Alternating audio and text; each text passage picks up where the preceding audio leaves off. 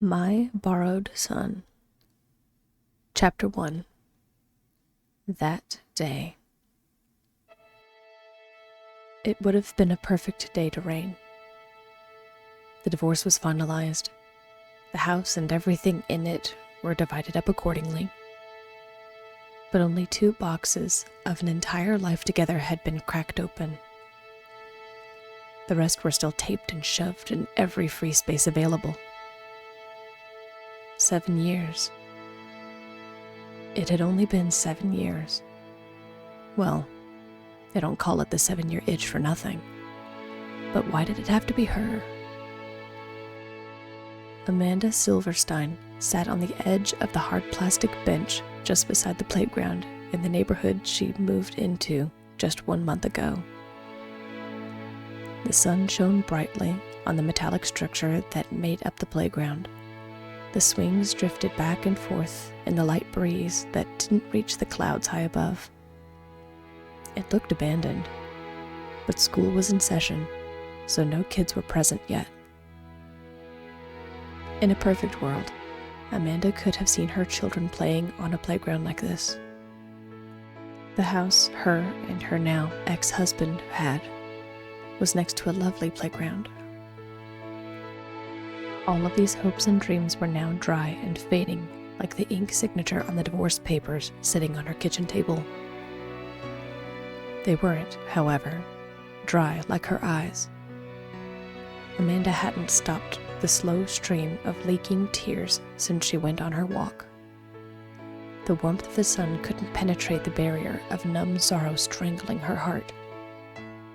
Every moment she wondered what she could have done differently. Could she have spoken softer? Was it the hours she worked? Her desire for kids? What chased him away? Or was it inevitable? Were there too many differences in the first place? Was there anything she could have done? Amanda hung her head and laced her fingers through her hair by her scalp. Deep breath after deep breath, she was managing to keep herself from succumbing to the nausea plaguing her. Head throbbing, she leaned back and stared at the cloudless sky. It was only now that she realized she wasn't shuddering with every breath. She filled her lungs and exhaled the first calm breath she had taken in hours. What was she going to do now? Work, obviously. But what else? The possibilities were endless, and the vastness was all-consuming. It was too much, and really, what she was actually asking herself was, what was she going to do without him? Was it even worth it? Chest clenching in the familiar aching throb, Amanda felt on the verge of another round of sobs when she heard something.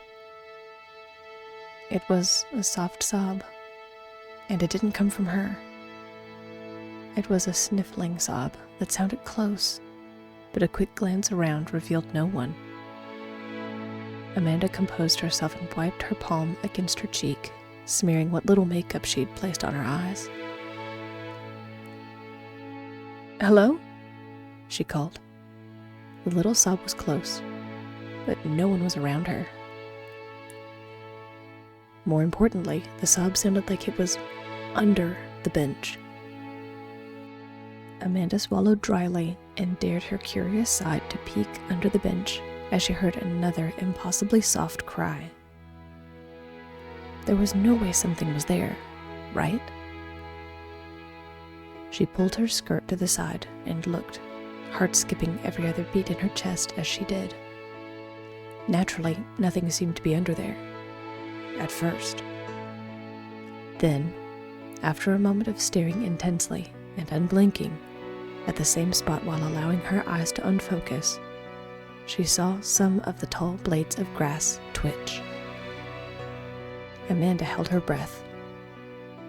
Did she just see that? She focused on the same spot and, once again, saw the tall blades of grass twitch and something pull closer to the pole. Mortified, Amanda pulled her whole body up onto the bench, fearing it might be an injured creature like a mouse. But how could it be a mouse? It was a light sandy brown, and was too round for a mouse. Perhaps it was one of those crying dolls that a child lost earlier on the playground. Amanda dared herself again to peer over the edge and, with the utmost care, pulled the blades of grass out of her field of vision. Almost instantly stunned, she found herself locking eyes with the smallest boy she had ever seen in her life. Soft brown eyes and gaunt features, a boy no bigger than Amanda's thumb was huddled next to the metallic part of the pole that supported the bench. Upon seeing Amanda, the child scurried away to the other side of the pole, peering out only a little to reveal his fear-filled eyes. Amanda felt like she was about to faint. Stunned beyond words didn't cover the rush of emotions she experienced. Completely flabbergasted, Amanda could only stare at the boy, jaw slack with surprise. Was he real? Was he a hallucination? Was this some kind of manifested stress creature because of everything she was going through recently?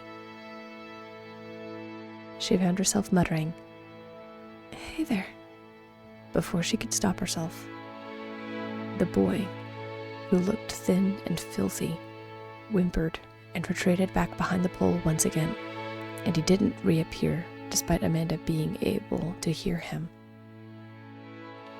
Amanda's anxiety from her own predicament was immediately replaced by questions and concern about this child. Was he alone? Was he real? Where were his parents? He looked human enough, but he couldn't be human if he were that small, right? What should she do? Should she call the police? Or was he more like an animal and, if she touched him, he would be rejected by his family? What should she do?